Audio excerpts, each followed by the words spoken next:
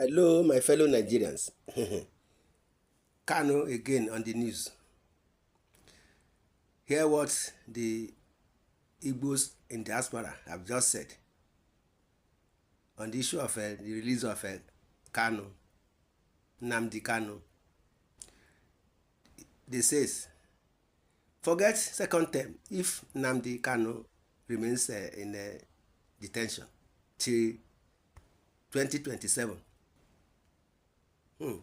Southeast governors told Southeast governors have been told not to bother asking for a renewal of a mandate in 2027 if the detained leader of the indigenous people of Biafra, IPOB, Mazi Nnamdi Kanu, did not regain his freedom before the next general election.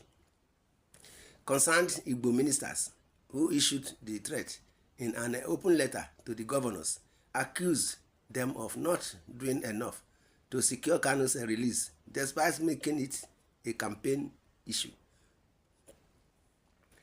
The ministers also expressed disappointment that Igbo leaders could not raise Kanu's matter before President Ahmed Bola Tinubu during his recent visit to Enugu.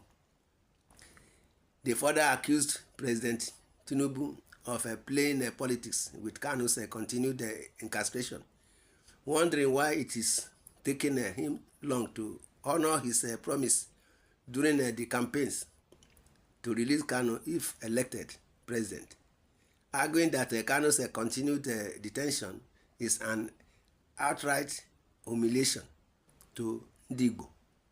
The ministers urged the president to heed the pleas from eminent Nigerians for Kanu's release. Concerned Igbo ministers, in a statement signed by the President General, International Coordinator, the Reverend Tony Uzo Anthony, and Secretary General Apostle Tony Osuji, expressed displeasure over the president's reluctance to release Kanu. They challenged the president and the Southeast governors to demonstrate that they were genuinely committed to the restoration of peace to the Southeast by releasing Kanu, whose continued detention, they claimed, was fueling insecurity in the region. The open letter cited by Vanguard in Abia read, "It is now evident that Mr. President and the Southeastern governors took an oath not to free Mazi Nnamdi Kanu last week. The Prince Emmanuel Kanu, younger brother to Mazi Nnamdi Kanu, revealed their deal with Sheikh Tinubu, the president's son, with the approval of his father, President Bola Ahmed Tinubu, during his campaign in Imo State.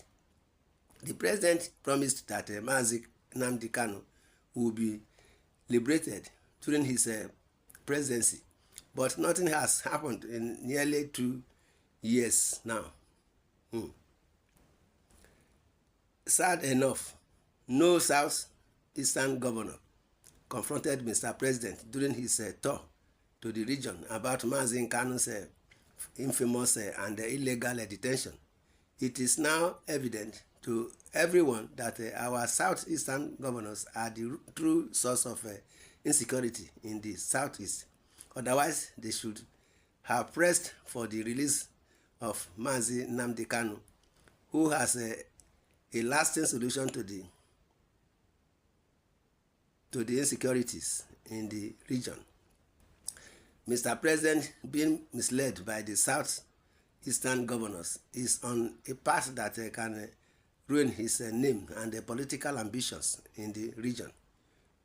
God would appear in his time to expose the actions of the Southeastern governors who, in one way or the other, benefited from Mazi Kanu's unlawful incarceration. We as a group are now urging all religious leaders to begin raising questions about Mazi Nnamdi Kanu, who is yet to be released. The utmost hypocrisy of Igbo politicians to use the media to fool our people with frivolous promises that Mazi Kanu will be released. They have all failed in the Igbo, and they should not be re-elected should they continue to fool us and politicize Mazi Kanu's release. They added. My brothers and sisters, this is what we are saying. In the related issue, hear what one of our own is saying.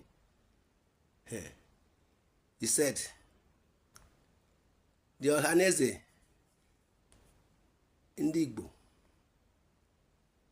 with a few days to the January 10, 2025 elections of the Igbo Social Cultural Organization, Ohaneze ndị Igbo, an elder statesman, Dr. Chike Obidigbo, has urged Southeast governors and other politicians to promote fairness and equity.